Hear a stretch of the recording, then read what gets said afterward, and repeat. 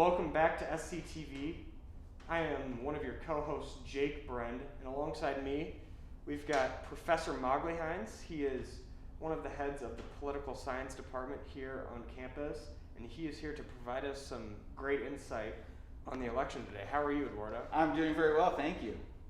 I'm glad to hear. So the first question I'm going to ask is, obviously this election has been so polarizing, one of the most polarizing ever, but how has the student engagement in this election compared to years past for you? Well, I think Simpson has always had a pretty strong history of very active political engagement. I mean, we've had students who have taken a semester off from class in order to work on campaigns directly. We've had students who have literally managed local Iowa campaigns during their semester off.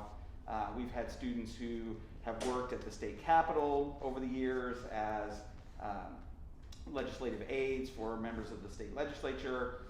So I don't feel like this has been unusual. I think Simpson has always been a place that has had a pretty strong foundation of students who are engaged in politics. Obviously, we are blessed, lucky, to have the caucuses, and so that inspires a degree of involvement. What do you like about this current election? Wow, what do I like about it? It doesn't have to be much. Well, I think right now, I think we can say that I like that it has inspired an unusually high degree of participation among the electorate in general.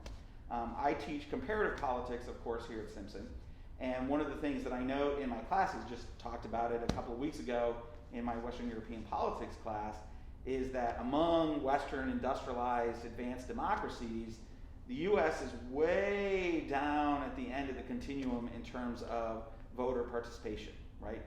55, 60%, right? If we get a little over 60% in presidential elections, it's just unheard of. And certainly, you'll know more at the time that this is shown, but it certainly looks like this is going to be an election that shatters all of the records in terms of general participation. And finally, what's your prediction for tonight, or maybe tomorrow, or next year? Or months ahead? Yeah. The way I look at this election is I think the challenge for Trump to win, Trump clearly has a very durable base of support, right? That from the very beginning, he's been absolutely guaranteed 44% support, right? That those people have not wavered, they have not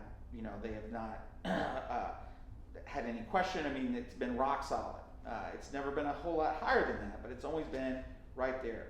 And so the problem for Trump is that the 4 or 5% that won him the election, in addition to that group in 2016, much of that has sort of bled away in terms of support for him. Veterans, older people, women without college degrees. There's a whole range of demographic groups that he still wins with, but doesn't win support from quite at the same rate that he did 4 years ago. So I think that's the challenge for Trump, is that he has to turn out enough of those supporters who favor him, who sort of answer surveys saying that they support him, but really typically aren't voters.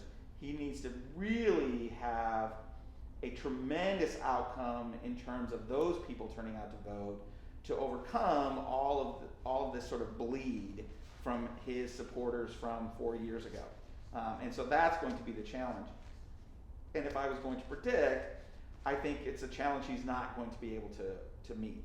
That at the end of the day, we may not know tonight. I would, again, if I'm going out on a limb, and again, given how close this will show to when some of the results will be announced, I think that by the end of the night tonight, I think it will be relatively clear that Biden is going to win the presidency. Well, we want to thank you, Professor Magalhaes, for coming on and providing us this great insight. I'm Jake Brend with SCTV, and back to you guys at the studio.